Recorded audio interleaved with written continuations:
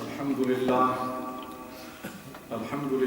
نحمده ونستعينه ونستغفره ونؤمن به ونتوكل عليه ونعوذ بالله من شرور أنفسنا ومن سيئات أعمالنا من يهده الله فلا مضل له ومن يضلل فلا هادي له ونشهد أن لا إله إلا الله وحده لا شريك له ونشهد أن سيدنا ومولانا محمدا عبده ورسوله أرسله بالحق بشيرا ونذيرا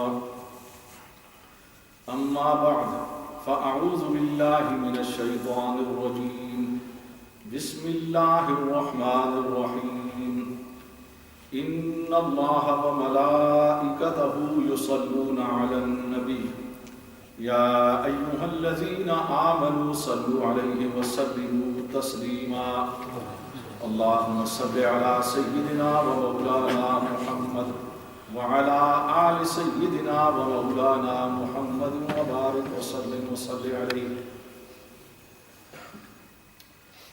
انتہائی قابل احترام بزرگوں، بھائیوں، دوستوں،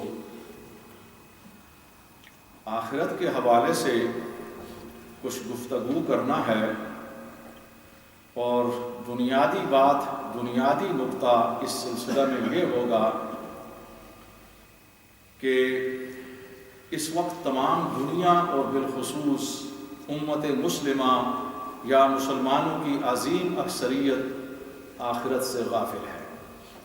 اس کا تصور ان کے دلوں سے نکل چکا ہے. تو اس پر گفتگو ہوگی کہ اس کے بنیادی اسباب کیا ہے، تاکہ ہم لوگ محسوس کر سکیں کہ ہم کتنے بڑے خسارے میں ہیں، اس بات کا احساس کر سکیں کہ اللہ تعالیٰ نے اس آخری امت کو ایک عظیم مقصد کے لیے پیدا کیا تھا، اور آج وہ مقصد ہماری نظروں سے اوجھل ہو چکا ہے، اسے بلایا جا چکا ہے. اور یہی وجہ ہے کہ پوری امت جہاں کہیں بھی ہے وہ اپنی اسی غفلت کی وجہ سے اور اپنی وہ اسی نادانی کی وجہ سے اور جہالت کی وجہ سے اللہ کے عذاب کا شکار ہے. اور اللہ کے عذاب کی یہی شکلیں ہیں کہ ہم مختلف حصوں میں اپنے آپ کو اور اپنے بھائیوں کو قتل کر رہے ہیں، اور ہم نے بہت سی تحریکیں چلائی ہوئی ہیں کہ جن کا انجام ناکامی ہے، اور بہت زیادہ قتل و غارت ہے، مسلمانوں کے اسباب اور ان کے وسائل اور قیمتی جانیں ضائع ہو رہی ہیں. لیکن ہمیں احساس نہیں ہے کہ در حقیقت اپنے اندر جھانکنا ہوگا، باہر نہیں. اس کے ذمہ دار ہم خود ہیں، کوئی اور طاقت نہیں ہے. جن طاقتوں کو ہم الزام دیتے ہیں وہ در حقیقت اللہ کا عذاب ہے. یہ قرآن کے مطابق ہے، اور قرآن کی تعلیم یہ ہے کہ اپنے اندر ہی جھانکنا چاہیے. اس سلسلہ میں سب سے پہلی بات جو میں عرض کروں گا وہ یہ ہے کہ آخرت کے حوالے جو صحیح تصور ہے آخرت کا، اسے آپ کے سامنے پیش کر دیا جائے. یہ تو سب کو معلوم ہے کہ آخرت اسلام کے بنیادی عقائد میں سے ایک عقیدہ ہے. تو اسلامی عقیدے کے مطابق جو قرآن نے ہمیں دیا ہے اور حضور علیہ السلام سے ہمیں ملا ہے، وہ تصور یہ ہے، وہ عقیدہ یہ ہے کہ ہر انسان نے لازماً مرنا ہے. کل نفس ذائقۃ الموت، یہاں تک تو سب کا اتفاق ہے، یہاں تک کہ ملحدین کا بھی، جو خدا کو بھی نہیں. لیکن موت کا اسلامی تصور یہ ہے کہ اصل انسان پر موت طاری نہیں ہوتی، اور وہ روح ہے. انسان کی زندگی جو اللہ تعالیٰ نے مقدر کی ہے اس جہان کے اندر، اس دنیا کے اندر، وہ ختم ہو جاتی ہے، اور انسان کی روح کو اس دنیا سے، اس جہان سے ایک دوسرے جہان کے اندر منتقل کر دیا جاتا ہے، اور وہ روح اسی طرح زندہ ہے، وہ اسی طرح سمجھتی ہے جس طرح آپ اور ہم سمجھ رہے ہیں. اس وقت ساری صورت ہے. اب یہ پردہ غیب کے اندر ہے، مرنے کے بعد پتہ چلتا ہے کہ وہ کیا ہے کیا نہیں ہے. لیکن کچھ چیزیں جو حساب کے ساتھ سے تعلق رکھتی ہیں وہ قرآن نے بھی اور حضور علیہ السلام نے بھی پیش کر دی ہے. لیکن مسئلہ یہاں پر بھی ختم نہیں ہوتا. جب انسان کو اس جہان سے دوسرے جہان میں منتقل کر دیا جاتا ہے تو وہاں پر پھر قیامت ہے، حق حساب ہے، اللہ کی عدالت ہے۔ اس عدالت کے اندر ہر انسان کو کھڑا ہونا ہوگا اور اپنے اعمال کے لیے جوابدہ ہونا ہوگا۔ یہ ایک اٹل حقیقت ہے کہ جسے نہ تو جھٹلایا جا سکتا ہے اور نہ ہی اس کی اہمیت کو کسی لحاظ سے بھی کم کیا جا سکتا ہے۔ تو اسی لیے قرآن کریم کی وہ آخری آیت جو مفسرین کے مطابق سورہ البقرہ کے اندر ہے، آیت نمبر 182، اس کے اندر یعنی یہ حضور علیہ السلام پر اترنے والی وہ آخری آیت ہے کہ جس کے اندر اسی تصور کو اللہ تعالیٰ نے اجاگر کیا ہے کہ وَاتَّقُوا يَوْمًا تُرْجَعُونَ فِيهِ إِلَى اللَّهِ، اس دن سے ڈرو، اس دن کا خیال رکھو جب کہ تم سب کو اللہ کی طرف لوٹایا جائے گا، الی اللہ، اللہ کی طرف مرنے کے بعد۔ یعنی یہاں پر اس بات کا پورا اعلان ہے اور پورا اس بات ہے کہ مرنے کے بعد ایک دوسری زندگی ہے، انسان ہمیشہ کے لیے ختم نہیں ہو جاتا۔ ثم توفی کل نفس ما کسبت، پھر ہر انسان کو اس کے عمل کے مطابق جزا دی جائے گی، بدلہ دیا جائے گا اللہ کی عدالت میں۔ وَهُمْ لَا يُظْلَمُونَ، اور کسی انسان کے ساتھ کوئی ناانصافی نہیں ہوگی، ناانصافی نہیں ہو سکتی۔ وہاں پر ہر انسان کو انصاف ملے گا، پورا پورا بدلہ ہوگا۔ اور اس کے اندر اس بات کو واضح کر دیا کہ انسان اور خصوصاً اہل ایمان مسلمان اس دن کا خیال رکھیں اور اس دن کا احساس رکھیں اور اس دن کے حق حساب سے وہ یقیناً کریں۔ سورہ بنی اسرائیل کے اندر اسی بات کو ایک مختلف انداز میں اللہ تعالیٰ نے پیش کیا ہے۔ فرمایا گیا وَكُلَّ إِنسَانٍ أَلْزَمْنَاهُ طَائِرَهُ فِي عُنُقِهِ، اور ہر انسان کے سلسلے میں اللہ تعالیٰ نے اس کے مقدر کو اور اس کے اعمال کو اس کی گردن کے ساتھ لٹکا دیا ہے۔ یہ بیان کرنے کا ایک انداز ہے، اس کا مطلب یہ ہے کہ جنت اور جہنم، کامیابی اور ناکامی ہر انسان کے اپنے ہاتھ کے اندر ہے۔ اگر آپ نے کامیابی حاصل کرنا ہے، جنت حاصل کرنا ہے، تو وہ بھی آپ کے اپنے ہاتھ میں ہے، اپنے عمل سے۔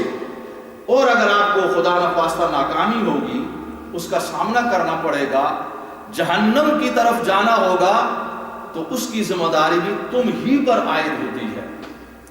وَكُلَّ إِنسَانٍ أَلْزَمْنَاهُ طَائِرَهُ فِي عُنُقِهِ وَنُخْرِجُ لَهُ يَوْمَ الْقِيَامَةِ كِتَابًا يَلْقَاهُ مَنْشُورًا، اور قیامت کے روز ہم اس کی پوری زندگی کو، اعمال نامے کو ایک کھلی ہوئی کتاب کی شکل میں پیش کریں گے۔ منشورہ، اس کے سامنے کتابیں یلقاہ، کھلی ہوئی کتاب۔ اور پھر کہا جائے گا اقرأ کتابک، اب اپنی کتاب کو، اعمال نامے کو، کرتوتوں کو پڑھو۔ یہ بہت واضح انداز ہوگا اللہ تعالیٰ کا۔ اور اسے سمجھنے کے لیے آج جو جدید ٹیکنالوجی ہے ہماری IT، اس کے اندر جو پروگرام ہوتے ہیں، ہر چیز محفوظ ہے، یہ کسی حد تک ہمیں مدد دے سکتی ہے اس عدالت کے معاملات کو سمجھنے کے لیے، ورنہ وہ بہت بلند ہوں گے اللہ کی عدالت کے۔ وہ ٹیکنیک وہ ہوگی کہ وہاں چل کر پتہ چلے گا یہ ٹیکنیک اور یہاں کی کوئی ٹیکنالوجی اس کا مقابلہ نہیں کر سکتی۔ لیکن سمجھانے کے لیے اللہ تعالیٰ نے اس کائنات کے اندر بہت سی نشانیاں بکھیر دی ہیں اور وہ ظاہر ہو جائیں۔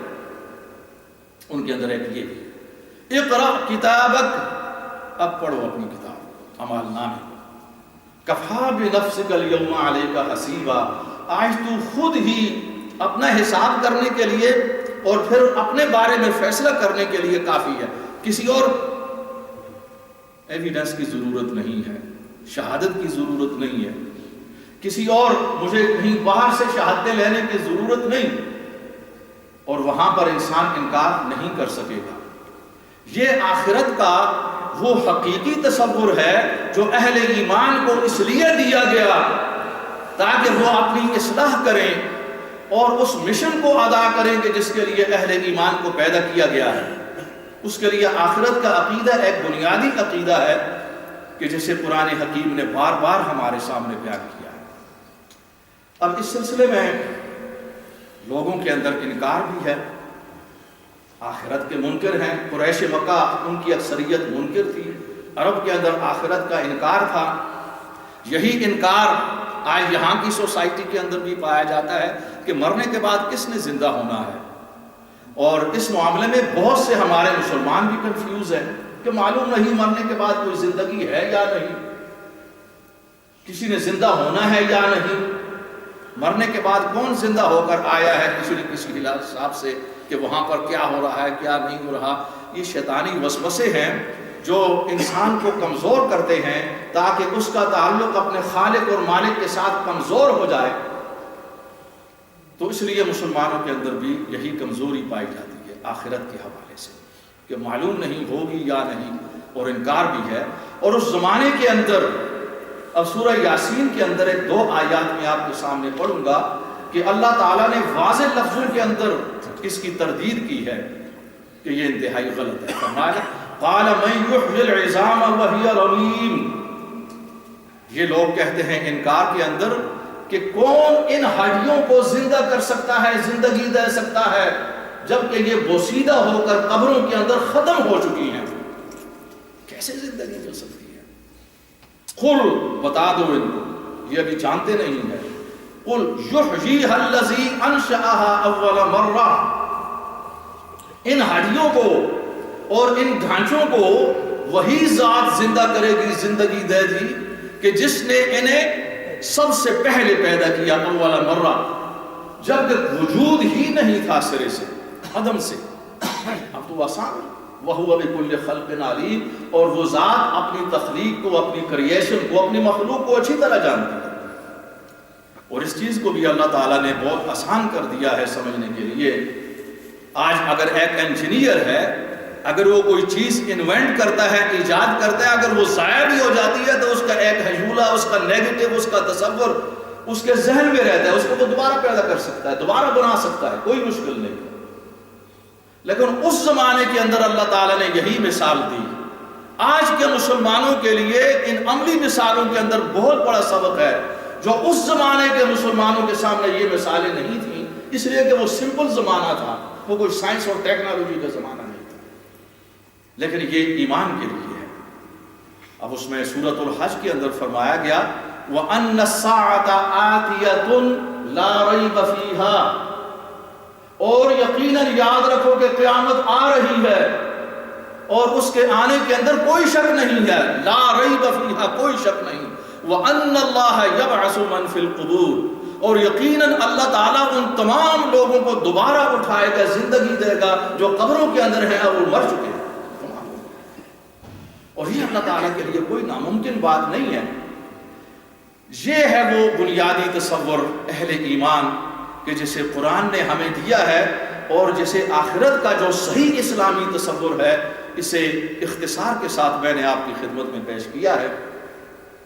اب اس سلسلے میں جیسا کہ شروع میں بیان کیا گیا, عرض کیا گیا کہ ہمیں اس جانب آنا ہوگا, غور کرنا ہوگا کہ آج قرآن کے باوجود, درسوں کے باوجود, خطبوں کے باوجود مسلمانوں کی اکثریت غفلت میں مبتلا ہے. بہت بڑی غفلت ہے, اور اس کا نتیجہ یہ ہے کہ ان کے اندر جرائم ہیں, ان کے اندر بڑے بڑے گناہ کیے جاتے ہیں, قتل و غارت ہے, ایک دوسرے کو قتل کر رہے ہیں. ہمیں انتہائی افسوس ہوتا ہے کہ ہمارے ملکوں کے اندر جب ہم خبروں میں دیکھتے ہیں کہ چھوٹی بات ہوتی ہے, بچوں کا جھگڑا ہے, فوراً گن اٹھا لی اور 3-4 آدمی مار دیے. چھوٹا سا جھگڑا ہوتا ہے, 10-15 آدمی مر جاتے, معمولی بات ہوتی ہے. گفتگو کے اندر, دوستوں کے اندر تکرار ہو گئی, اختلاف ہو گیا, جھگڑا ہو گیا, 2-3 آدمی وہاں پر مر گئے. اس کا مطلب یہ ہے کہ امت مسلمہ ابھی تک اس حقیقت سے ناشنا ہے کہ جسے قرآن نے پیش کیا ہے اور جسے رحمت للعالمین اس لحاظ سے پیش کرنا چاہتے ہیں کہ اہل ایمان قرآن کے فالوورز اور محمد مصطفیٰ کے فالوورز پوری دنیا کے اندر ایگزامپل بن جائیں اس بات کے کہ انسانی جانوں کا تحفظ اور اس کی پروٹیکشن یہی کر سکتے ہیں. مگر وہ سب سے بڑے مجرم ہو چکے ہیں, اور وہ اب بھی سمجھتے ہیں کہ مجرم شاید کوئی اور ہے, وہ خود مجرم ہے. اس بات کی طرف آنا ہوگا. تو یہ غفلت کے جو اسباب ہیں ان اسباب کے اندر سب سے بڑا سبب جو ہم دیکھتے ہیں وہ مادہ پرستی ہے، میٹیریلزم. پوری دنیا پر انسانوں کے سامنے صرف دنیا کی زندگی ہے، دنیا کی خوشیاں ہیں، زیادہ سے زیادہ مال و دولت اکٹھا کرنا ہے، کسی ذریعے سے بھی ہو جائے. جائز اور ناجائز، حلال و حرام کی کوئی تمیز نہیں ہے. ہماری رات دن کی جو گفتگویں ہیں، ہمارے معاملات ہیں، وہ اسی زندگی سے تعلق رکھتے ہیں. اگر آپ صبح سے لے کر شام تک، میں ان لوگوں کی بات نہیں کرتا جو مسلسل تبلیغ کے اندر رہتے ہیں، ان پر بھی بات ہو رہی ہے، ان پر بھی آ رہی ہے آگے، وہاں بھی ایک کمزوری ہے. لیکن میں عام مسلمانوں کی بات کر رہا ہوں. میں سے ہر آدمی اگر تھوڑی سی کوشش کرے صبح لے کر شام تک جو اس نے گفتگو کی، جو تگ و دو کی، وہ عشاء کے بعد یا سونے سے پہلے کسی کاغذ پر لکھ کر اس پر غور کرے، تو وہ سب کی سب کیا ہوگی؟ دنیا کے لیے تگ و دو ہوگی. یہاں پر اس کے لیے اس بات کا کوئی احساس نہیں ہوگا کہ آپ کو مرنا. حالانکہ مرنے پر تو سب کو یقین ہے. جو لوگ خدا کو بھی نہیں مانتے ان کا بھی یقین ہے کہ مرنا تو ہے. یہ وہ واحد حقیقت ہے اس دنیا کے اندر کہ جس پر سب کا اتفاق ہے، کوئی اختلاف نہیں. اس کی وجہ کیا ہے؟ دیکھیں، یہ ایک انسانی فطرت ہے، ہیومن نیچر ہے. انسانی فطرت کی یہ کمزوری ہے کہ جو چیز نقد ہوتی ہے نا سامنے، اس کی زیادہ اہمیت ہوتی ہے، اور جو چیز ادھار ہو، آنکھوں کے سامنے نہ ہو، اس کی وہ اہمیت نہیں ہوتی. اب مشکل یہ ہے کہ آخرت ادھار ہے، آخرت کے بارے میں وعدہ کیا گیا ہے، وہ آپ کو نظر نہیں آتی. اس کا معاملہ مرنے کے بعد شروع ہوتا ہے. لیکن دنیا اس وقت اس کے اندر ہم موجود ہیں. اس کی کشاکش، اس کی اٹریکشنز، اس کی خوشیاں، اس کی جتنی بھی خوبصورتیاں ہیں وہ آپ کے سامنے موجود ہیں. وہ نقد ہے. وہ کہا جاتا ہے کہ ایک نقد 9 ادھار. وہ انگریزی کے اندر بھی آتا ہے نا کہ ایک پرندہ جو ہاتھ کے اندر ہے وہ ان 9 سے زیادہ بہتر ہے جو جھاڑیوں کے اندر ہے. تو اس لیے کہ جو چیز نقد ہے انسان زیادہ تر اسی کی طرف جھکتے ہیں. اور شیطان بھی انسان کے ساتھ ہے، اس لیے کہ وہ برائی کو بڑا مزین کر کے، بڑا خوبصورت کر کے اس کے سامنے پیش کرتا ہے مختلف ہیلوں اور بہانوں سے. اس صورتحال کے اندر انسان کے اندر ایک ہرس آ چکی ہے. انسان کے اندر وہ لالچ آ چکی ہے کہ جس کی کوئی انتہا نہیں، کوئی اینڈ نہیں ہوتا اس کا. حضور علیہ الصلوۃ والسلام فرماتے ہیں، مشہور حدیث ہے کہ اسنان لا یشبعان، 2 قسم کے آدمی ایسے ہیں جو کبھی بھی سیر نہیں ہو سکتے، وہ رج نہیں سکتے. ذرا اپنی زبان کا لفظ استعمال کریں گے، وہ رج نہیں سکتے، رجنا نہیں ہے وہاں پر انہیں کبھی بھی. پوری زندگی میں 2 قسم کے انسان. نمبر 1 طالب علم، علم کا طلبگار. جس انسان کو علم کی صحیح طلب ہو وہ قیامت تک کبھی بھی سیٹسفائی نہیں ہوگا. یہ تو مثبت ہے، ایک چیز بہت مثبت ہے علم کی، اور اس کا ہمیں تجربہ ہے. وہ کبھی بھی کسی مقام پر بھی وہ سیر نہیں ہو سکتا. یہ مصیبت ہے کہ یہ طلب ہمیں اہل مغرب کے اندر نظر آتی ہے، ہمارے اندر نہیں ہے. یہاں پر ہمارے نوجوانوں کے اندر، ہمارے مسلمانوں کے اندر علم کی طلب نہیں ہے. اور علم کی طلب کا نہ ہونا ہمیں بیکورڈ بنا دیا ہے. یہ جو ہم تاریخ کے اندر کہتے ہیں بڑے لوگ عظیم تھے، صحابہ عظیم تھے، اس کے بعد بڑے بڑے جرنیل ہوئے، تو اگر آپ تاریخ کا مطالعہ کریں تو یہ لوگ ہر میدان کے اندر غیر مسلموں سے آگے تھے. علم کے اندر، عمل کے اندر، ترقی کے اندر، سائنس کے اندر، ہر چیز میں. اس لیے وہ آگے. اور جب آپ پیچھے ہوں گے، آپ کے اندر علم کی طلب ہی نہ ہوگی، تو آپ کیسے آگے بڑھ سکیں گے؟ اور اس کے اندر وہ وائے ناکامی متاع کارواں جاتا رہا، کارواں کے دل سے احساس زیاں جاتا رہا. اقبال کے الفاظ میں کہ ہمارے دلوں سے وہ جو احساس، جو نقصان کا احساس ہونا چاہیے، زوال کا احساس ہونا چاہیے، وہ نکل چکا ہے. اور یہ احساس یہاں پر میں کہوں گا یہ منبر رسول ہے، ان لوگوں کے دلوں کے اندر بھی نہیں ہے جو منبر و محراب پر ہیں، جو لوگ اسلامی تنظیموں کے کارکن ہیں، تحریکات کے کارکن ہیں، ان کے اندر بھی نہیں ہے. وہاں پر بھی جا. اور یہی وجہ ہے کہ پبلک کے اندر بھی جا. یہ وہ حقیقت ہے کہ جس کا انکار ممکن نہیں ہے اس کائنات کے اندر. میں سچی بات ہے، یہ وہ مادہ پرستی ہے. نبی علیہ الصلوۃ والسلام نے اپنے خطبہ کے اندر فرمایا کہ یا ایھا الناس اتقوا اللہ، اے لوگو خدا سے ڈرو، واجملوا فی الطلب، اور اپنے مال و دولت کو حاصل کرنے کے اندر، اپنے کاروبار کے اندر، اپنے معاملات کے اندر جو اچھے طریقے ہیں، خوبصورت ہیں، اسلام نے بتا دیے ہیں حلال و حرام کے، ان پر عمل کرو اور انہیں فالو کرو۔ واجملوا فی الطلب وَاعْلَمُوا أَنَّ نَفْسًا لَن تَمُوتَ حَتَّى تَسْتَكْمِلَ رِزْقَهَا وَإِنْ أَبْطَأَ عَنْهَا، او كما قال علیہ السلام۔ اور اس بات کو یاد رکھو کہ کوئی بھی انسان اس وقت تک مر نہیں سکتا جب تک کہ وہ اپنے حصے کا رزق جسے اللہ تعالیٰ نے اس کے لیے مقدر کر دیا اسے کھا نہ لے اور اسے حاصل نہ کر لے، اس وقت تک موت نہیں آ سکتی۔ وَإِنْ أَبْطَأَ، اگرچہ اس کے حاصل کرنے میں تھوڑی سی دیر ہی کیوں نہ ہو جائے۔ اس کا مطلب یہ ہے کہ یہ ٹھیکہ رزق کا اور یہ جو پروٹیکشن ہے اور یہ وعدہ اللہ نے خود لیا ہے، اور وہ تمہیں دے کر رہے گا، تم مرو گے نہیں جب تک کہ اپنے حصے کا رزق تم کھا پوری طرح مکمل نہ کر لو اور کھا لو۔ اس کے اندر قناعت ہے، یہ ایک قناعت کی تعلیم ہے، لیکن افسوس کہ ہمارے اندر وہ لالچ آ چکی ہے، ہمارے اندر وہ برائیاں آ چکی ہیں۔ جو میں مثال دے رہا کہ چھوٹی چھوٹی بات پر، یعنی وہاں پر ہم دیکھتے ہیں کہ بیٹے اپنی ماں کو مار دیتے، ہماری خفوں میں بیٹے نے ماں کو مار دیا، باپ نے بیٹوں کو مار دیا، بیٹوں نے باپ کو مار دیا۔ اب ظاہر بات ہے کہ اس بات کا احساس نہیں ہے لوگوں کے اندر کہ وہ کیا کر رہے ہیں، اور یہی وہ لوگ ہیں کہ جن کے لیے فرمایا گیا کہ اخرجت للناس، انہیں انسانیت کی بھلائی کے لیے پیدا کیا گیا، تو وہ کون سی بھلائی ہے، کون سی بھلائی کر رہے ہیں؟ باقی انسانیت کے اندر تو ٹھیک ہے، وہاں بھی مسائل ہیں، وہاں بھی کوئی چیز آئیڈیل نہیں ہے، وہ انیا سے کانا راجا، اندھوں میں کانا راجا ہوتا ہے، یہ تھوڑے سے وہ کانے ہیں اور ہم اندھے ہیں۔ مسئلہ تو یہ ہے کہ آنکھیں تو کہیں بھی نہیں ہیں پوری طرح، وہ تو ہم دینے والے ہیں۔ اس لیے آخرت سے غفلت کا سب سے بڑا سبب جو قرآن نے بھی پیش کیا ہے اور اسے تجربہ نے ہمارے سامنے لا کر رکھ دیا ہے، وہ حب الدنیا، وہ مال اور دولت اور اس دنیا کی وہ محبت ہے جس میں پوری انسانیت اندھی ہو چکی ہے اور اس کا نظام بگڑ چکا ہے۔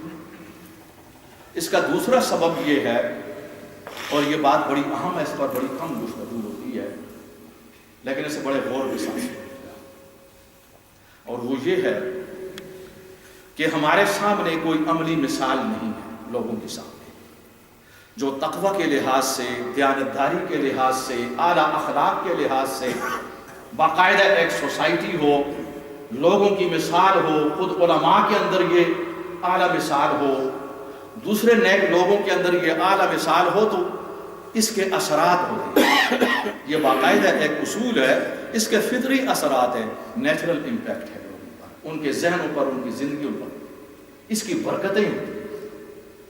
اب میں آپ کو مثال دوں کہ خلیفہ عمر بن عبدالعزیز رضی اللہ عنہ، یہ بنو امیہ کے وہ انتہائی اہم خلیفہ ہیں کہ جن کو ہماری امت نے 5واں خلیفہ راشد تسلیم کیا ہے۔ 4 خلفائے راشدین کے بعد جن کی بہت بڑی عزت پائی جاتی ہے وہ خلیفہ عمر بن عبدالعزیز بھی ہیں۔ اب دیکھیں کہ ایک کردار کا اثر ہوتا ہے، یہ بڑی دیر کے بعد آئے، ایسا زمانہ تھا جو کرپشن کا زمانہ تھا، لیکن انہوں نے ایسا اعلیٰ کردار پیش کیا کہ لوگوں نے خراسان کے اندر، شام کے اندر اور باقی افریقہ کے اندر، ہمارے ایشیا کے اندر، چونکہ وہ بہت بڑی مملکت، ایک امپائر، امیاد امپائر، بہت بڑی امپائر تھی، وہ لوگوں نے کثیر تعداد کے اندر اسلام قبول کرنا شروع کر دیا۔ اب دیکھیں یہ معمولی بات نہیں ہے۔ اب آگے مسلمانوں کی جو مینٹالٹی، جو آج ہماری مینٹالٹی بن چکی ہے، وہ کیا ہے؟ یہ دینداروں کی بھی یہی مینٹالٹی ہے، دنیا داروں کی بھی یہی مینٹالٹی ہے، علماء کی بھی یہی مینٹالٹی ہے، یہ مسلمان۔ یہ آپ دیکھیں مینٹالٹی کیا ہے۔ مصر کے گورنر نے، خراسان کے گورنر نے، مختلف گورنروں نے خلیفہ عمر بن عبدالعزیز کو چٹھیاں لکھی، کیپٹل تھا دمشقس، وہ وہاں پر تھے کہ حضور امیر المومنین، لوگ اتنی تعداد کے اندر اسلام قبول کر رہے ہیں کہ ہمارے بیت المال کی جو آمدن ہے یہ گھٹ چکی ہے، اور اس بات کا خدشہ ہے کہ ہم کہیں بہت بڑے خسارے کا نہ اٹھانے، ہماری اکانومی ڈاؤن ہو چکی ہے۔ وہ کہنا کیا چاہتے تھے کہ لوگوں کے اسلام قبول کرنے پر پابندی لگائی جائے تاکہ ہمیں مال و دولت زیادہ آئے۔ یہ مال و دولت کا جو مسئلہ ہے یہ آج کل یہ بہت بڑی، خواہ دنیا دار ہوں یا دیندار ہوں، یہ دونوں کے لیے ذرا آپ غور فرمائیں۔ یہ خلیفہ کو لکھتے ہیں بجائے اس کے کہ وہ خوش ہوں کہ قوموں کی قومیں کہو کہ ہمیں تو اس لیے پیدا کیا گیا ہے کہ ساری دنیا مسلمان ہو جائے، اخرجت للناس، ہم تو انسانیت کے لیے پیدا کیے گئے، لیکن وہاں پر صورتحال اس سے الگ ہے۔ اب آپ دیکھیں کہ خلیفہ عمر بن عبدالعزیز نے جو ان کو جواب دیا، اللہ، جواب یہ ہوتا ہے جو لوگ اہل ایمان ہوتے ہیں نا، جو اسلام کی روح سے آشنا ہوتے ہیں، وہ جواب یہ دیتے ہیں۔ جب ان کو چٹھیاں ملی تو خلیفہ نے ان کو جواب دیا کہ اللہ تعالیٰ نے حضور علیہ السلام کو رحمت للعالمین بنا کر بھیجا ہے، کوئی ٹیکس کلیکٹر بنا کر نہیں بھیجا کہ وہ ٹیکس وصول کرتے رہے، رحمت للعالمین ہے۔ اور تمہیں اس بات پر یقین ہونا چاہیے کہ جس ذات نے رزق کا بندوبست کیا ہے اور اس کا وعدہ کیا ہے وہ پورا ہو کر رہے۔ اب تاریخ یہ بتاتی ہے کہ سب سے زیادہ بیت المال جو رقم اکٹھی ہوئی وہ عمر بن عبدالعزیز کے زمانے میں تھی۔ اللہ، کیونکہ جو لوگ مسلمان ہوئے، جب لوگ تازہ مسلمان ہوتے ہیں تو ان کو بڑا جذبہ ہوتا ہے، انہوں نے بڑی خدمت کی، خلیفہ کی، بیت المال کی۔ لوگ تو ہوتے ہیں نا جی، اب مسلمان ہوتے ہیں، وہ زکوٰۃ دیں، وہ خیرات دیں، صدقات، پہلے تو وہ اندھیرے میں تھے، کچھ بھی نہیں تھا، جب روشنی ان کے آ گئی تو انہوں نے، یہ وہ چیز ہے، وہ کمزوری آج مسلمانوں کے اندر آ چکی ہے، وہ علماء کے اندر بھی ہے، غیر علماء کے اندر بھی ہے۔ اور یہی وجہ ہے کہ اتنے لیکچر ہوتے ہیں قرآن پر، رات دن ٹی وی ہیں، ان کے چینلز ہیں، اتنا لٹریچر ہے، اس کا اثر نہیں ہے۔ خود مسلمانوں کی اکثریت غفلت کے اندر ہے، غیر مسلموں کو چھوڑتے ہیں۔ اور پھر انہی کا یہ واقعہ ہمیں بڑا متاثر کرتا ہے، خلیفہ عمر بن عبدالعزیز کا۔ میں اسے اس لیے بیان کرتا ہوں کہ انہوں نے جب اپنا کام کیا اس زمانے کے اندر جب کہ کرپشن کا زمانہ تھا، بنو امیہ کے بادشاہوں نے اپنی غلط کاریوں اور اپنی بدعمالیوں کی وجہ سے پوری امت کو کرپٹ کر دیا تھا، لیکن یکدم یہ اٹھے اللہ کے بندے، انہوں نے اصلاح کی۔ اس کا مطلب یہ ہے کہ ہر دور کے اندر اگر کچھ لوگ خلوص کے ساتھ اٹھیں تو اس کے اثرات ہوتے ہیں۔ میں آپ کو ایک واقعہ بیان کرتا ہوں، یہ بڑا اہم واقعہ ہے ان کی سیرت کا۔ دمشق کے اندر ایک بہت بڑی مسجد ہے، بڑی تاریخی مسجد ہے، اس کو جامع اموی کہتے ہیں، جامع اموی۔ اسے بنیادی طور پر تعمیر کیا تھا خلیفہ عبد الملک بن مروان نے۔ یہ بہت بڑا خلیفہ تھا، بہت بڑا بادشاہ تھا عبد الملک بن مروان۔ لیکن جب اس نے اس مسجد کو تعمیر کیا تو اس کے ساتھ ایک بہت بڑی زمین تھی متصل، مگر وہ چرچ کی تھی، عیسائیوں کی۔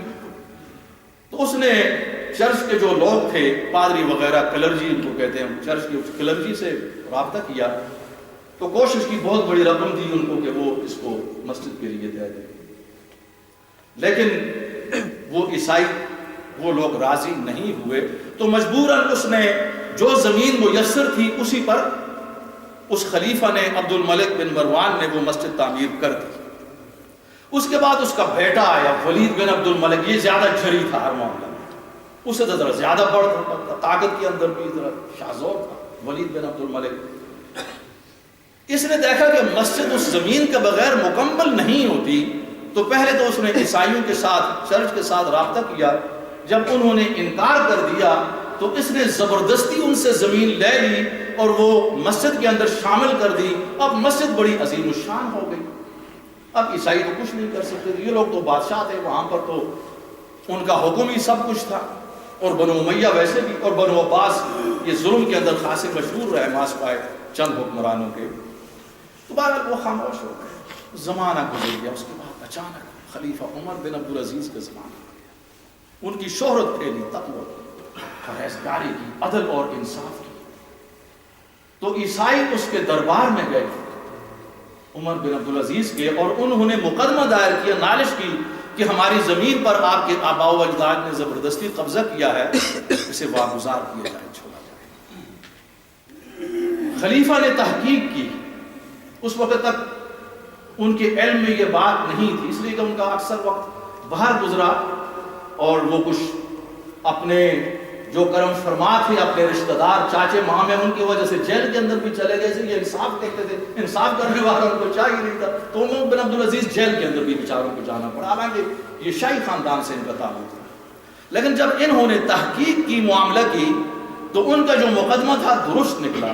فیصلہ کر دیا کہ مسجد کا وہ حصہ جو چرچ کی زمین پر کھڑا ہے اسے گرا دیا جائے اور چرچ کے حوالے.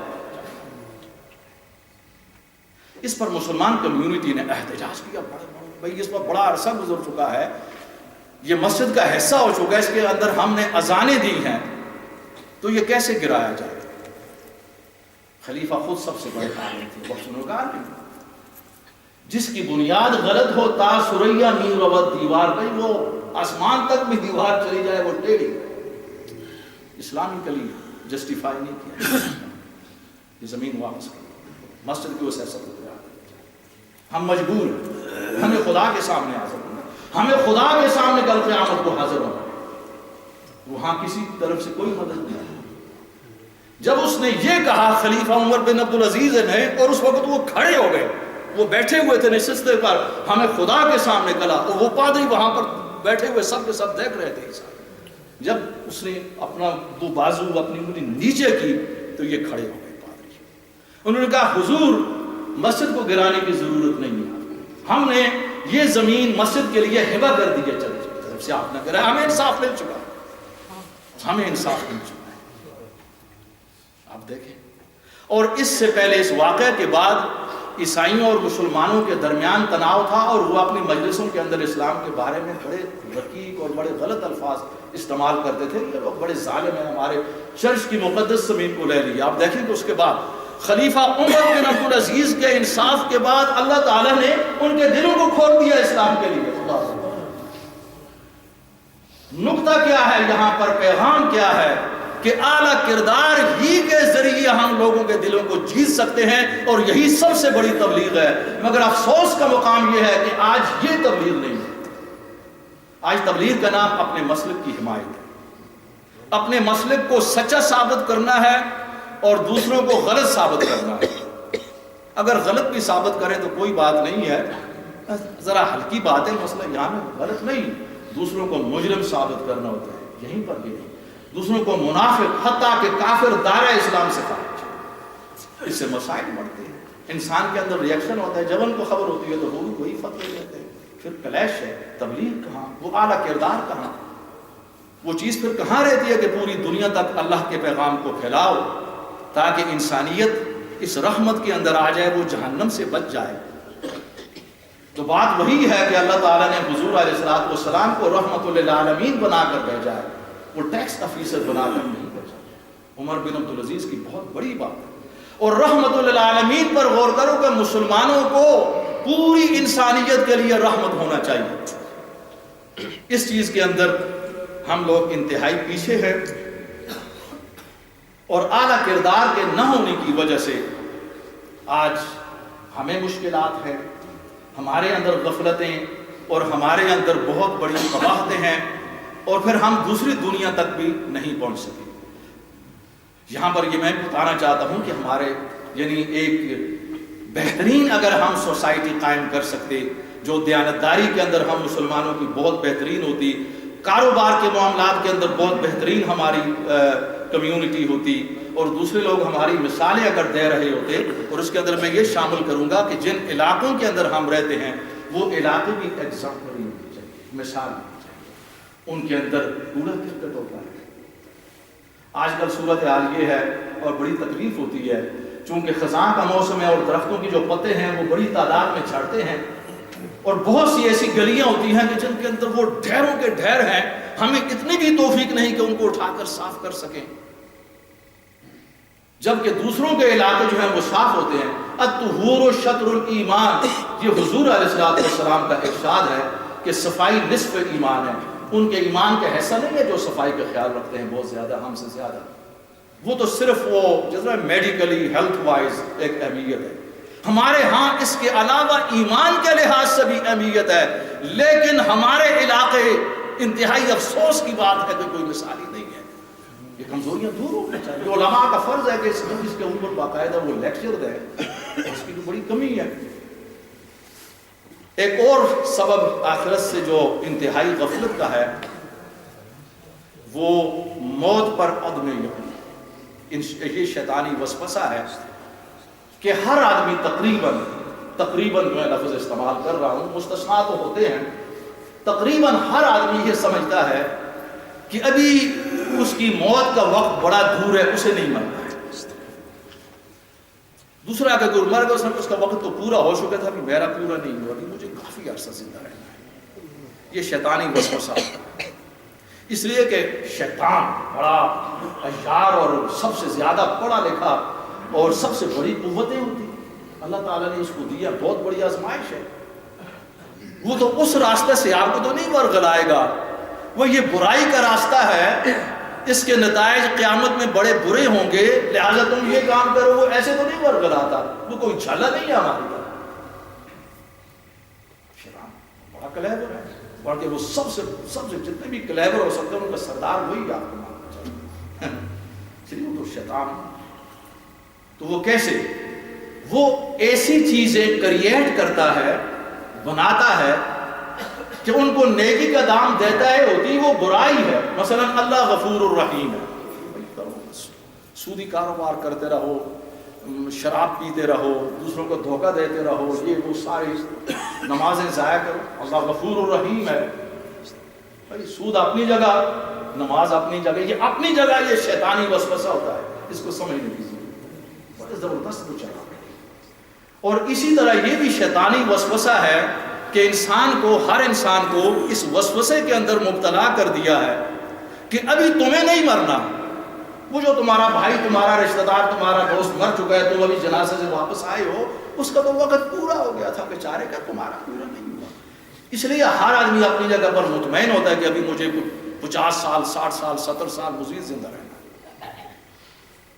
حالانکہ وہ اس بات کا احساس نہیں کرتا کہ ابھی جس شخص کو وہ دفنا کر آیا ہے, جس کے جنازے کے اندر وہ شریک ہوا ہے, وہ بھی یہی سمجھ رہا تھا کہ وہ مجھے 50 سال اور زندہ رہنا. ہر مرنے والا بھی یہی سوچ رہا تھا. اس لیے قرآن کریم کے اندر سورۃ الجمعہ کے اندر اللہ تعالیٰ نے اعلان کے طور پر یہ بات رکھ دی, قل ان الموت الذی تفرون منہ فانہ ملاقیکم. اے پیغمبر, اے نبی, یہ پیغام, اہم پیغام ان تمام انسانوں تک پہنچا دو کہ وہ موت کہ جسے تم بہت دور سمجھ رہے ہو اور جس سے تم بھاگ رہے ہو, ملاقیکم, وہ ملاقات کرنے والی, بڑی قریب ہے تمہارے. یہ عربی کا لفظ ہے فَإِنَّهُ مُلَاقِيكُمْ. جو لوگ عربی زبان سے واقف ہوتے ہیں وہ پوری طرح سمجھتے ہیں کہ اس کے اندر ایک خاص کلوزنس کا وہ مفہوم ہے, قربت کا, وہ بڑی قریب ہے, وہ ملاقات کرنے والی ہے. ہم کہتے ہیں کہ وہ بڑے سلطان افسر کا وہ آنے والا ہے, اس مطلب وہ قریب ہے. فَإِنَّهُ مُلَاقِيكُمْ, وہ ملاقات کرنے والی ہے, اسے دور مت سمجھو. ثُمَّ تُرَدُّونَ إِلَىٰ عَالِمِ الْغَيْبِ وَالشَّهَادَةِ, پھر تم تمام انسانوں کو مرنے کے بعد اللہ کی طرف لوٹایا جائے گا, اس عدالت کے اندر جو غیب کو بھی جاننے والا ہے اور حاضر کو بھی جاننے والا ہے, جو سامنے غیب نہیں ہے. فَيُنَبِّئُكُمْ بِمَا كُنتُمْ تَعْمَلُونَ, وہ اللہ تعالیٰ تمہیں بتا دے گا واضح انداز کے اندر جو تم کرتے رہو. شروع کے اندر میں نے کہا کہ وَكُلَّ إِنسَانٍ أَلْزَمْنَاهُ طَائِرَهُ فِي عُنُقِهِ, ہر انسان کے اعمال نامے کو اللہ تعالیٰ نے اس کی گردن کے ساتھ باندھ دیا. یہ خطبہ کے آغاز کے اندر اس آیت کو تلاوت کیا گیا. تو یہ ایک اور سبب ہے کہ ہم لوگ انتہائی غفلت کے اندر مبتلا ہے موت کے حوالے سے, اور ہم یہ یقین رکھتے ہیں کہ ہمارے لیے مغفرت ہو جائے گی اس بنیاد پر کہ ہم مسلسل گناہ کرتے رہیں, ہم مسلسل جرائم کا ارتکاب کرتے رہیں. یہ ایک شیطانی وسوسہ ہے, اور شیطان کوشش کرتا ہے کہ اللہ کے بندوں کو اس راستہ سے ورگلائے اور ہدایت سے ان کو دور کر دے اور گمراہی کے اندر مبتلا کر دے, جو راستہ بظاہر لوگوں کو نیکی کا نظر آتا ہے مگر انتہائی خطرناک. وہ ایک پٹ فال ہے, انگریزی کا لفظ ہے پٹ فال, ہے گڑھا جس کے اندر تم ڈوب جاؤ گے اور گر جاؤ گے. اللہ تعالیٰ اس کی توفیق عطا فرمائے. My dear brothers, respected elders, today Our topic is Akhirah, life hereafter, and the major causes and reasons regarding the negligence, the common negligence of human beings, exclusively focusing on Muslim Ummah, the believers of Islam, of the Holy Prophet ﷺ, and hereafter. My dear brothers, first of all, we have to clear about the proper Islamic concept of Al-Akhirah, the life hereafter. According to the Quran, when someone is passed away, left this world and dead, in reality, his or ruh, the soul, is no more dead. Is still living, alive, and this is taken, which is the real insan, the original human being, which is ruh. And the ruh is one of the great secrets of this world, of this universe, according to the Quran. And this insan, the real insan, is moved from this stage to the next stage, or this world to the next world. And this is not all. But there is a final court, hisab, accountability, and this court, this adalat will be established on the day of judgment. Only Allah Ta'ala knows the exact time of it. And where every soul, every person shall be accountable for his or her deeds in terms of reward and punishment. So this is very briefly the comprehensive aqidah and concept presented by the Holy Quran and by the life example of the Holy Prophet sallallahu alaihi wasallam. And this is something exactly which is expounded by the Holy Quran. According to the commentators of the Holy Quran, Mufassirin, the very final verse revealed to the Holy Prophet ﷺ, this is from Surah Al-Baqarah number 182.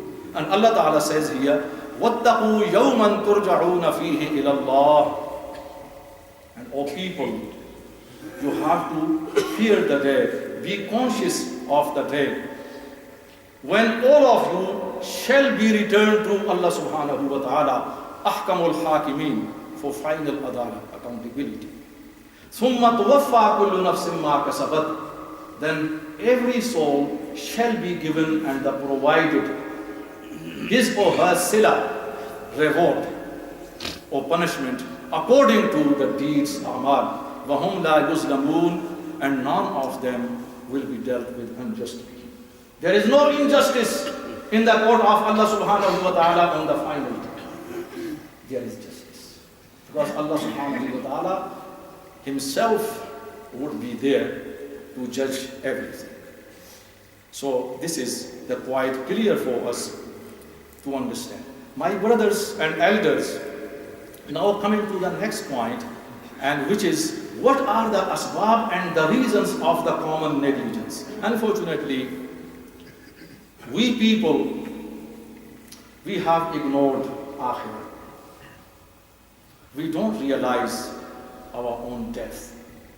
And most of our majority of the Muslim community, Muslim people, here and there in every corner of the world, they have ignored. As a result, you can experience crimes, offenses, bloodshed, quarreling,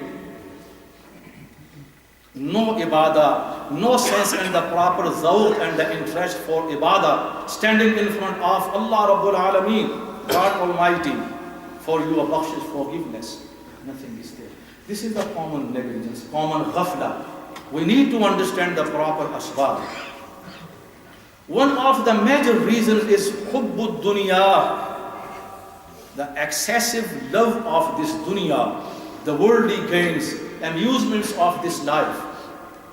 You know, we people, we living here for the worldly gains.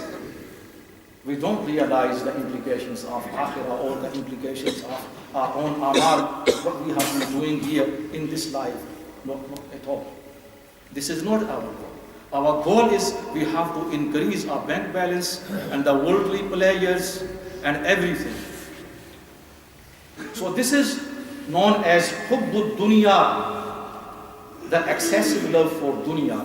Obviously, this is a part of the human nature, right? We have to love this dunya because we have to live here. We need money, we need houses, we need children, we need and that's why just love, this is something which is not discouraged by Islam, because Islam is the religion of nature. The only problem is when it becomes excessive, exceeding the measures and the limits. This is transgression, where the rights of the other people are concerned there. If you cross them, violate them, then there is a trouble, and that's a great offense. Not only in the life hereafter, but in this life as well. We need to understand it. Rasulullah sallallahu alayhi wa sallam says here in this regard, Ithnani la yashba'an. Two types of people can never be satisfied. Their hunger never be satisfied in their whole life. Two types of people. Right. Number one, talibu ilmin, the seeker of the knowledge. And this is very true. In the practical terms, my brothers, my elders, very true. The true seeker of the knowledge can never be satisfied throughout his or her life. Talibu ilmin, and this is quite positive, quite positive. Right. When you are the true seeker of knowledge, and obviously you have to produce a lot of things for the sake of humanity, for the sake of your own community, your believers, and your societies. Alhamdulillah. And the second one is the negative. That's the negative. وَطَالِبُ مَالٍ, and the seeker of the wealth, mal, money, never be satisfied throughout his life. There is no satisfaction. There is no end. For the lust and the hirs and the greed, there is no end. Unless you are dead and there is a maut in front of you. Rasulullah sallallahu alayhi wa sallam, in one of his khutbahs, he says, Ya ayyuhan nasu taqullah wa ajmilu fit talab. O people, you have to fear God Almighty, Allah Rabbul Alameen, and be conscious in words of your obligation towards your Allah Rabbul Alameen. Ittaqullah wa ajmilu fit talab. And only depend on the beautiful ways in terms of your earnings, sustenance, rozi kamani. You have to depend entirely on the beautiful ways which have been said by Allah Rabbul Alameen and His great messenger. وَأَجْمِلُوا فِي الطَّلَبِ. In other words, in simple words, it means halal and haram. You have to follow all means what are halal. Sayyidina Ali Raziyallahu Ta'ala anhu, he was questioned about the definition of taqwa. What the taqwa was. He was questioned. And Sayyidina Ali, he was the ocean of the knowledge. And he saw the questioner, he was a Bedouin and a simple person. So according to his level of understanding, in the simple word, Sayyidina Ali, he replied, and taqwa is, you have to stick with halal and abstain from haram. That's taqwa. And you have been successful. It's very simple, my brothers. Very simple. You need to understand it. This is the beautiful and the simple definition of taqwa, and the quite shorter.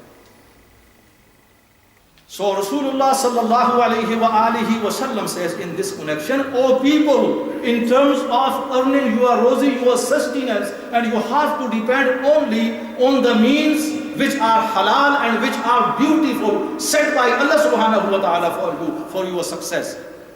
وَاعْلَمُوا أَنَّ نَفْسًا لَن تَمُوتَ حَتَّى تَسْتَكْمِلَ رِزْقَهَا وَإِنْ أَبْطَأَ عَنْهَا.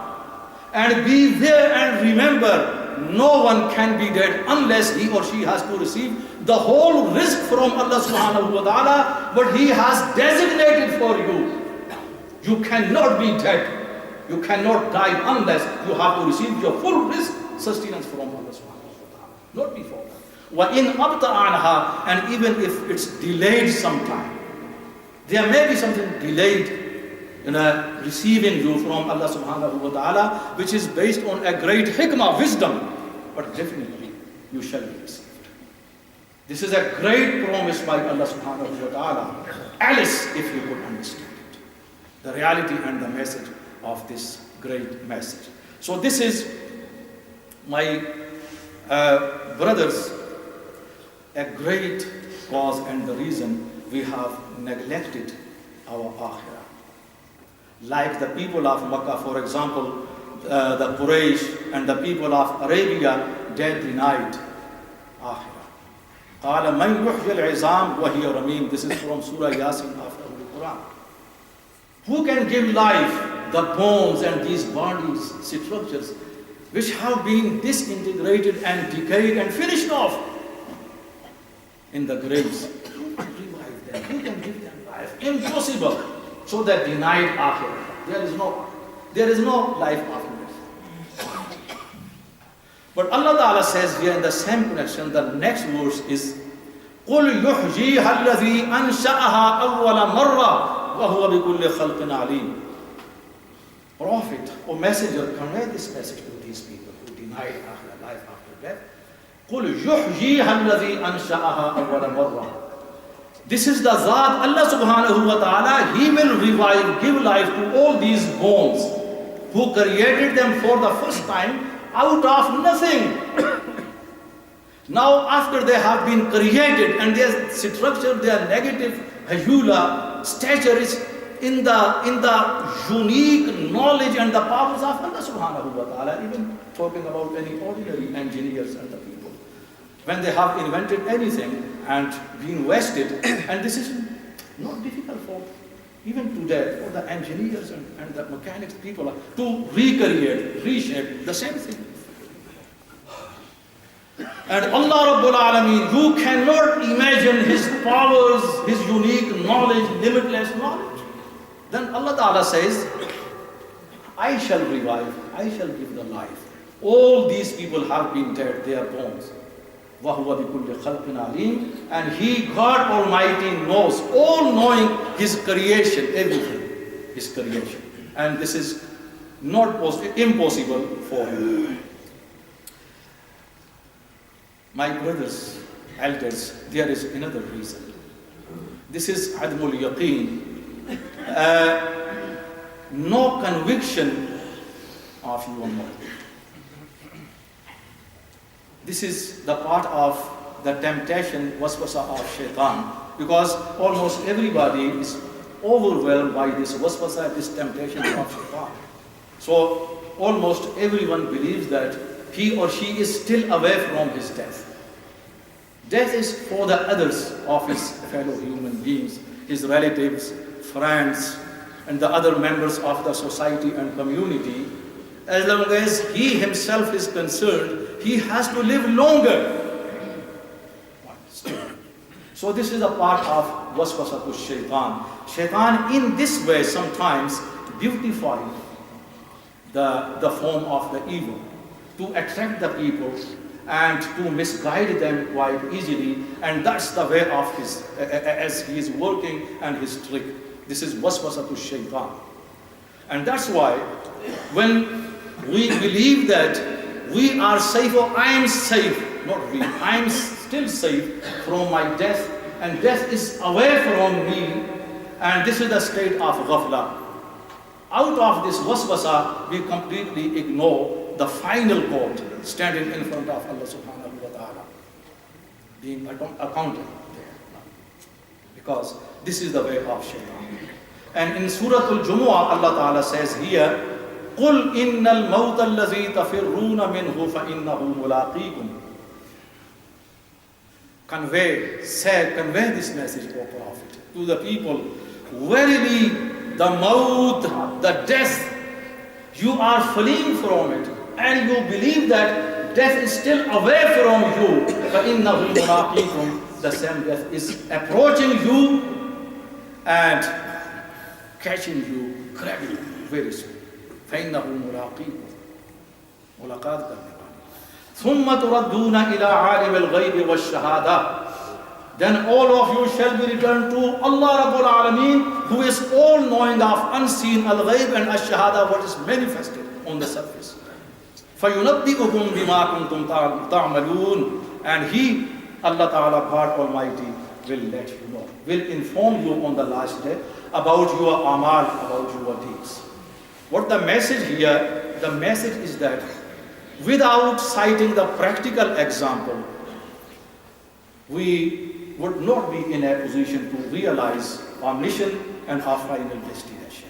So the ulama, they have to cite the great example, as I gave you in my previous khutbah, the great example of Khalifa Umar bin Abdul Aziz radiallahu ta'ala anhu from Banu Umayyah. And because of his great examples, Muslims and non-Muslims alike, they were attracted towards the message of God Almighty. And the people in great abundance, they accepted Islam. Allah. And today, the same example must be cited by all ulama and Islamic Dawah organizations, and very especially, I must say, the Muslim community as a whole. And you, there is no exemption for you. Oh people, oh listeners, no exception. You are the followers of the Holy Prophet ﷺ, and this is your basic duty and the fundamental obligation set by Allah subhanahu wa ta'ala for you, and you have to cite the good example wherever you are, and this is a unique and a great tabligh obligation and dissemination of the message of God for His sake. Wa akhiru da'wana and alhamdulillah. Now is the time for questions.